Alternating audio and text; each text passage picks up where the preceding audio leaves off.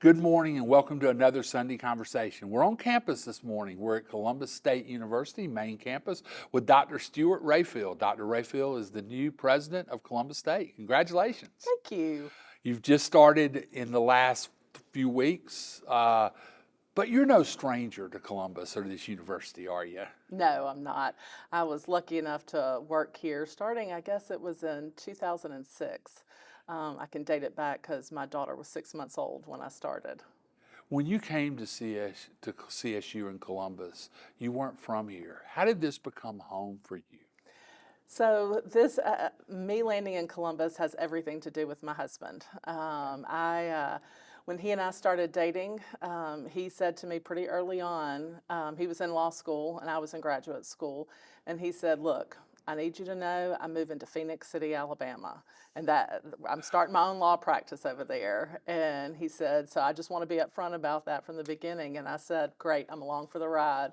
And we initially moved to Phoenix City and then over into Columbus, and we have not regretted that at all. Your husband's David Rayfield. Yeah. He's an attorney here in town, and full disclosure, somebody I consider a friend. Yeah. So as y'all came here, you initially were in the servant leadership program at CSU. I'm probably going to ask an unfair question, but I ask it to a lot of people who've been involved in servant leadership. Define servant leadership. So I think servant leadership is a philosophy. It's not a theory, it's a philosophy about how I approach my work and how I approach my life. And really that is kind of with a natural feeling to serve. And this, I'm kind of ad-libbing from Robert Greenleaf, who kind of coined the term servant leadership, but that's where he is the person from whom I taught, and it was his work. And so I start with what he says. It's a natural feeling that one wants to serve, and then conscious choice brings a servant to want to lead. And in the process, you have to be able to answer a pretty good question. As a result of your leadership, do people become wiser, freer, more autonomous, and more likely themselves to become servants? And what is the effect of your leadership on the least privileged in society?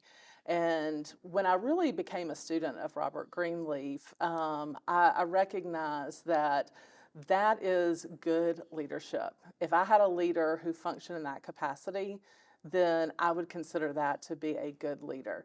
I had the fortune to spend a good bit of time with Bill Turner, and he helped me to expand my definition of servant leadership. And he likened it back to 1999 when Synovus was voted best company to work for in America.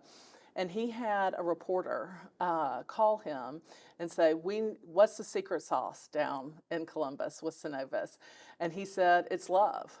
And the female reporter said, "I'm going to need a business term for that." And he said, "I don't have one. It's love, free and simple."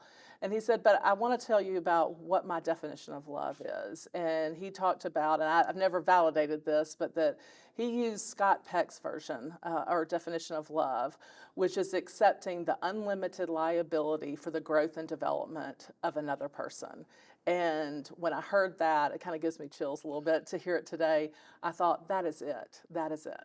But that's what an higher educational institution does, the development of another person. Absolutely. That's your job. That's why you're here. It is. You know, it's interesting when you talk about servant leadership and you brought up Mr. Bill. I also, in that category, would put Dr. Brown. You're the fourth Columbus State University president I have met now, going back to Dr. Frank Brown. His name's on a building downtown, but his fingerprints are all over this city in the way he led and servant leadership.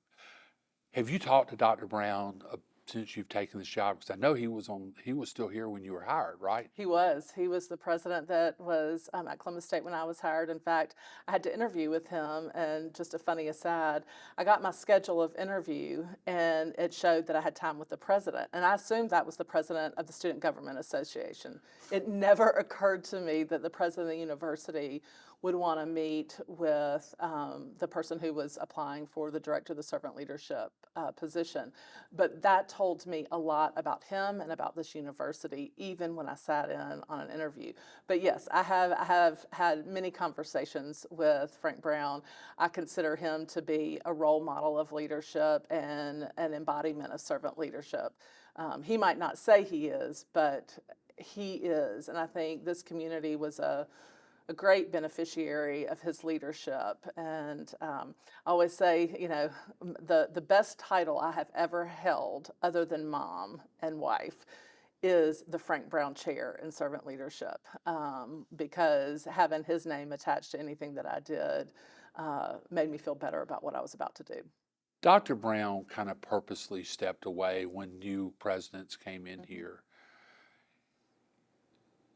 It sounds like he's somebody you will talk to for advice and you will seek counsel from. Is he willing to get back into that kind of offering advice role again? I don't know if he is formally, for all the reasons you just said. He doesn't want to get in the way, but I will absolutely consider him one of my closest counsel as we navigate challenges in the university, as we think about the strategy for the future. When we look at this university, it is the vision of Frank Brown and others during that time to take Columbus State to what it is today. And his visionary leadership, I mean, it still holds today. He's always thinking about what the next is and how to make this university the best that it can be. What's your biggest challenge right now as you walk into this role? Obviously, there's been an interim for a year with Dr. Fuchco. A lot of stuff that had to be done has been done. What's your biggest challenge now?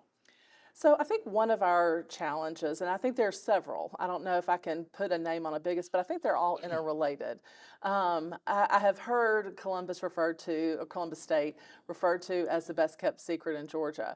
And to me, that's probably one of our biggest challenges. We don't want to be a secret. We want people to know the great things that are going here, and the ability for us to tell our story in a meaningful way that resonates with everyone is going to be priority number one. But I think that as we peel those layers back a little bit, part of our story is the Columbus community and our relationship. And I think ensuring that we are lockstep with Columbus and what this entire city and region are thinking about for the future, that is going to be a challenge, but a really exciting one. We need to be aligning what we're doing at the university with what's going on in our community, whether that's workforce development, whether it's community service. And so I think those things also impact enrollment. And I would say enrollment is probably one of our biggest challenges. But It's a challenge for every institution. It is. It is. In our system, we've got 26 institutions, four-year institutions of public higher education. And last fall, 21 of them were down in enrollment. Including this one. Including this one, yes. I'm not trying to get ahead of myself, and I'm not making any promises, but the numbers that we're seeing right now look favorable for this fall. And this summer has been a great summer. And I do want to reference, you mentioned Dr. John Fuchco. Yeah. He did a lot of great work here, and I think has set this institution up to be very successful and to meet the challenges that we have in terms of budgets, because the way we're funded is based on enrollment. And so our budgets have declined, but we're trying to do that in a strategic way. When you look at the relationship between the community, the philanthropic community, this community has given more money to this university than most communities that have university system institutions. Some presidents had difficulty understanding that relationship. You're a product of that with the servant leadership program. Does that give you an advantage as you take control of this school, this university? I hope it does. I expect it to, because I think there are relationships that are already developed at this point that we can leverage. And really, it's our relationships with organizations throughout Georgia, or throughout our region, and throughout Georgia for that matter. But really thinking about what are the workforce development needs, the economic development needs of this region, and how does Columbus State play a part in that? I think it's very important for us to be sitting at the table to understand what kind of workforce AFLAC is looking for, what kind of workforce TSIS is looking for. And then at Fort Moore, how do we connect what we're doing at this university with what's going on at Fort Moore? That pairs well with the initiatives that Chancellor Perdue is driving right now. I mean, I've heard him say more than once, hey, this is about preparing people for a job.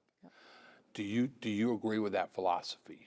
I do, but I would change the wording a little bit. I think we are in the business of preparing our students for a career and for life. It goes beyond just a job, and that's what I think is so pivotal about higher education. It allows students to come into our institution and really figure out what their gifts and talents are and how they're going to share those with the world. And most of that is through the careers that they will have in the future. I say for our students, every student should leave here with either a job or admission to graduate school. And that's, they're not coming here just to pay us money, you know, to not do anything with it after. And so it's incumbent upon us to be able to figure out what is it that their next is, and our job is to help them get there and provide them a solid foundational education from which they can build in the future. We're getting near the end of this, and I thought I was going to get through the whole thing, but I'm going to ask a question. You're the first woman to be president of Columbus State. It's 2023. Are we past where these firsts are important? I don't know if we're past it altogether for firsts, but I can assure you that the thing that I'm most excited about is being president. And at this point, I think we're to the point where gender should not be a highlighted factor in terms of who the new president is. The fact that I am the first president is a fact, but it's not something that I'm interested in spending a whole lot of time on. I'm just ready to get started. Me either. Dr. Rayfield, thank you for joining us for this Sunday conversation. You've been watching another Sunday conversation with the president of Columbus State University, Dr. Stuart Rayfield. Hope you come back again next week. There's no telling who's going to be in this chair or where we'll be.